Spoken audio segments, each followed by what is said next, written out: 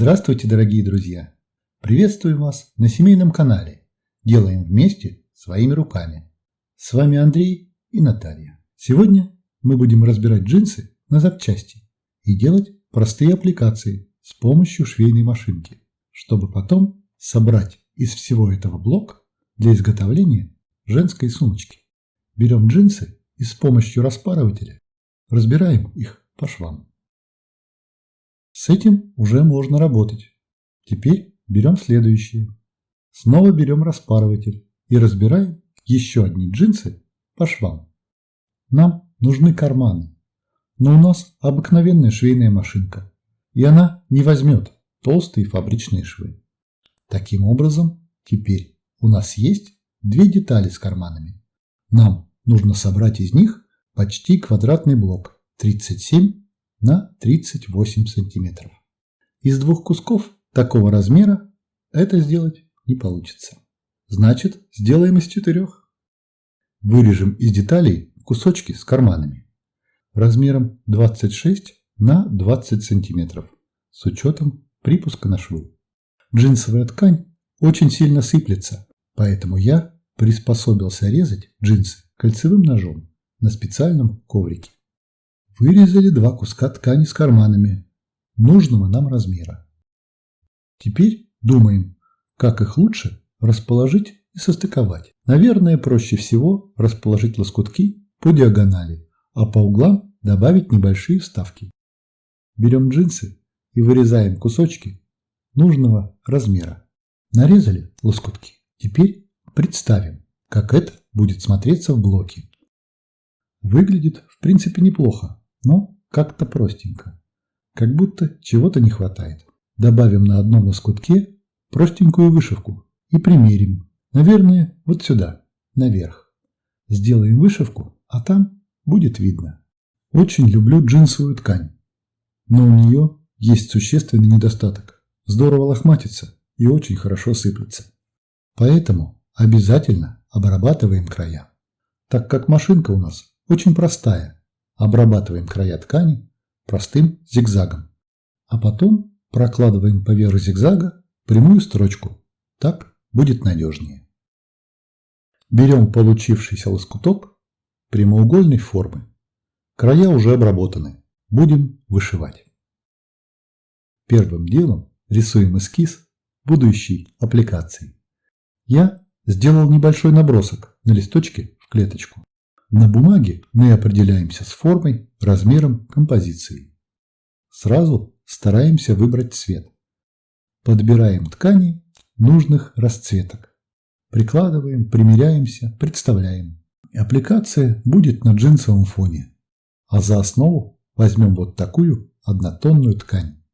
Отрезаем от полоски однотонной ткани небольшой прямоугольный кусочек. Примеряем его на джинсовую основу, определяемся с местом вышивки и фиксируем его булавками. Закрепили булавками, переносим рисунок с листочка на ткань. С помощью ручки пиши-стирай. Чернила ручки пиши-стирай пропадут после обработки утюгом, поэтому можно смело делать набросок, стирать и рисовать снова, подправлять и исправлять, пока не добьетесь желаемого результата. Сделали набросок. Основательно прорисовываем контур и мелкие детали. По этим линиям мы будем прокладывать строчки. Поэтому рисунок должен быть хорошо виден. Нарисовали птичку, прокладываем строчку на швейной машинке свободно ходовой стежкой по контуру. Начал шить, прошил лапки и хвостик, но оказалось, что камера не пишет. Сути это, конечно же, не меняет, поэтому начну шить сначала. Я небольшой специалист в работе со свободно ходовой стежкой. Еще учусь. Чтобы строчка была ровнее, на поворотах останавливаюсь, опускаю иголку и разворачиваю ткань. Прокладываем строчку с помощью самой простой лапки для свободной ходовой стежки. Мне удобно ее использовать, потому что рабочая часть у нее прозрачная и все хорошо видно. Да и сама лапка совсем недорогая. Все лапки заказываю на AliExpress. Сейчас наша задача просто прошить контур. Шьем непрерывной строчкой. Если чувствуете, что не можете удержать строчку, останавливайтесь, опускаете иголку и разворачиваете лоскуток в такое положение, в котором вам удобнее шить. Прошили по контуру. Вот что получилось. Убираем булавки, завязываем узелки, если есть такая необходимость, и отрезаем нитки, чтобы не мешались. Прошили контур. Теперь берем подходящую по цвету ткань и раскладываем детали аппликаций на основе. Я прикладываю кусочки ткани на контур вышивки, рисую на кусочке ткани деталь нужного размера и формы, а потом вырезаю маленькими ножницами. Вырезаем деталь с небольшим запасом. Лишнее отрежем после того, как пришьем лоскутки. Выкладываем всю композицию слоями. Если есть необходимость, приклеиваем маленькие лоскутки клеевым карандашом. Только заранее подбираем подходящий карандаш. Некоторые оставляют разводы клея. У нас лоскутков мало, поэтому просто заколем их булавкой. Прихватываем лоскутки и сразу убираем булавку. Вначале прокладываем строчку зигзагом посередине большого лоскутка. Так мы зафиксируем детали, они не будут пузыриться и не наделают складок. Прошили серединку, прихватываем лоскуток по краю, примерно представляя контур аппликации, и стараемся за него не заходить.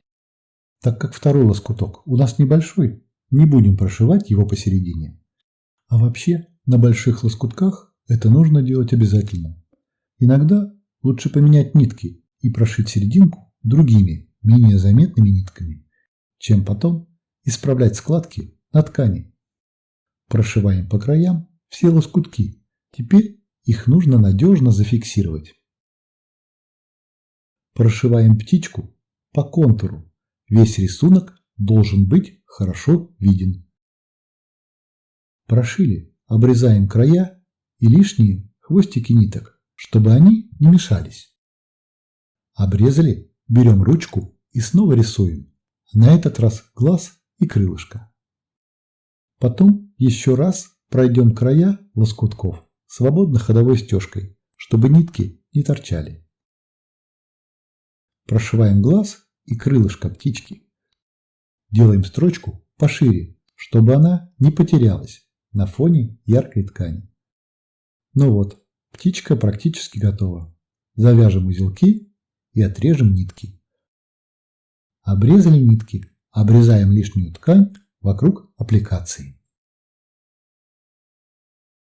Вот такая небольшая, но забавная аппликация у нас получилась. По одному эскизу мы сделали 3 птички. Эскиз один, а птички совершенно разные. У каждой свой характер. Теперь берем карманы, лоскутки с птичками и собираем джинсовый блок. Просто прикладываем лоскутки лицом к лицу и прокладываем строчку по краю. А потом раскрываем и заглаживаем швы. Пришили лоскутки с птичками к лоскуткам с карманами. Раскрыли и проутюжили швы. Теперь прикладываем парные лоскутки один к другому, лицом к лицу. И тоже прокладываем строчку по краю. Собрали лоскутный блок из 4 лоскутков. Теперь, чтобы подружить лоскутки из разной джинсовой ткани между собой, возьмем небольшой кусочек наждачной бумаги. Зернистость 180. Этой наждачкой мы пройдем вдоль швов, и лоскутки в блоке будут смотреться более гармонично.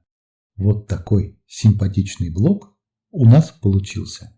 Вот так он выглядит с обратной стороны. Такую толщину ткани прошьет даже обыкновенная швейная машинка. Блоков такого размера у нас 2. В предыдущих видео мы уже показывали, как делать такие аппликации-домики. Из 2 блоков мы потом сделаем джинсовую сумку. А на этом на сегодня у нас все. Если вам нравится то, что мы делаем, подписывайтесь и пишите нам. Мы читаем все ваши комментарии. Всего вам доброго. До свидания.